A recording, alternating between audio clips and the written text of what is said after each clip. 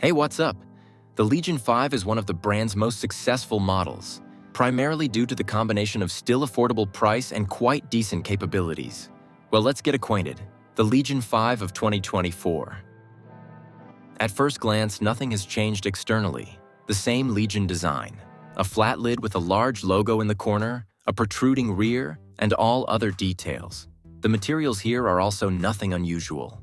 The lid and top panel are metal, the bottom cover is plastic. And yet there are changes. These are the external attributes of the cooling system. All the hot air is now expelled only from the back, through 3 large windows covered by a common strip. Mine has bright blue trims. Lenovo LOQ laptops immediately come to mind. There are sets on sale with 2 strips at once, one like mine and a completely black one. Despite the nozzles at the back, they retained 2 ports to which the thickest cables are usually connected. This is HDMI version 2.1 and Lenovo's proprietary power connector. The other ports are located on the sides. On the right, there are 2 full-sized USB-A version 3.2 ports, a microSD card reader, a webcam switch, and a gigabit Ethernet. On the left, the third USB-A with always-on function, 2 USB-C version 3.2 Gen 2. Both support video output via DisplayPort 1.4. And the one closest to the audio jack also supports 140 watts power delivery charging, and a combined audio jack. In general, the set turned out to be rich. Well, maybe I would like a full-sized card reader. This Legion 5 has 2 screen options. In any case, it is a 16-inch IPS panel with a 16:10 aspect ratio, resolution 2560 by 1600, 100% sRGB coverage, and NVIDIA G-Sync support. The panels differ in brightness and frequency. I have a BOE panel with 350 nits and 165 Hz for review. There's also one with 500 nits and 240 Hz like the top Legion 7 Pro. In any case, the screen is very good, and the pleasant Legion features are in place. This includes the ability to quickly switch the screen refresh rate to 60 Hz using the FN+R key combination, for example, to save battery. And the screen can open up to 180 degrees. Above the screen is a webcam capable of recording full HD video. Plus, there are 2 microphones on the sides. The keyboard from Legion to Legion remains the same, full-sized, with a separate numeric keypad and large arrow keys. Quiet, with short travel and a clear click. Convenient for both gaming and typing large texts. In other words, it's good that nothing has changed. The backlight is multicolored. Of course, not per key like in more expensive models, but in 4 zones. It is configured in the proprietary application. Above the keyboard is a round power button. It changes color depending on the laptop's operating mode.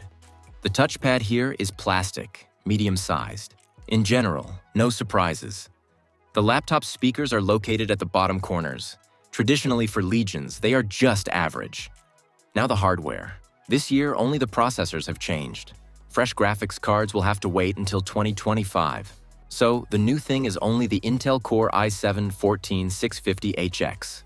A great solution, with 8 performance cores and 8 efficiency cores, outputting 24 threads. The package also includes 32 gigabytes of RAM with 2 DDR5 5600 sticks and a 1 terabyte M.2 SSD from Hynix. The SSD, judging by the test, turned out to be quite fast. Wi-Fi 6E and Bluetooth 5.2 are handled by the Realtek 8852CE module.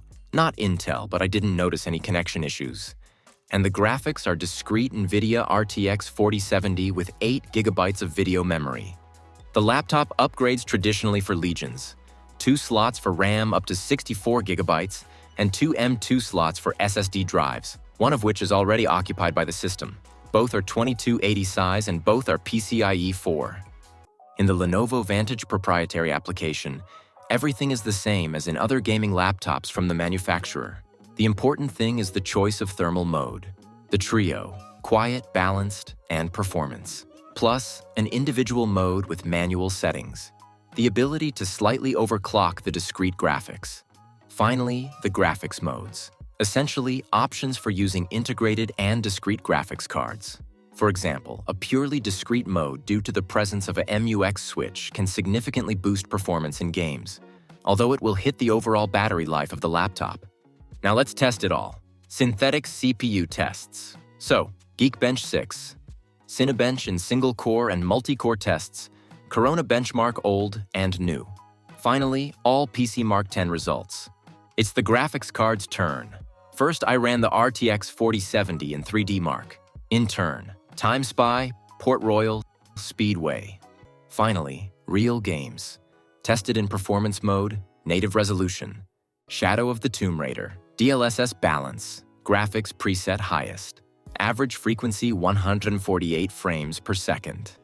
I also tried Forza Horizon 5, graphics preset extreme, DLSS balance, average frequency 82 frames per second. Enabling frame generation in this game specifically added only 10 FPS on average. Cyberpunk 2077, final version, the heaviest preset overdrive with ray reconstruction, DLSS auto, average frequency 33 frames per second. Adding frame generation, result 48 frames per second. Just in case, the same overdrive with frame generator, but already with reduced to full HD resolution. Result 72 frames per second. So, an interim conclusion specifically on gaming performance. Compared to last year, there are no drastic changes. After all, the graphics card has not changed.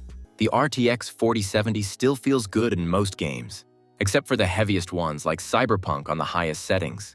If you want to get all the beauty out of it, you'll have to lower the resolution to full HD or save up for a laptop with a 4080. A few words about temperatures and power for the particularly curious. First, let's talk about the theoretical limit. For this, as always, I used stress tests. I remind you that these are maximum values that are rarely encountered in real life. For the processor with prolonged 100% load, the plateau is at 100 watts and 97 degrees. For the graphics card, the values stabilize at 140 watts and 82 degrees. In real games, the figures are completely different. Moreover, they depend heavily on the game itself. Cyberpunk managed to heat the graphics card up to a maximum of 115 watts and 76 degrees. A few words about battery life. The battery, like last year's Slim, is capacious, at 80 watt-hour.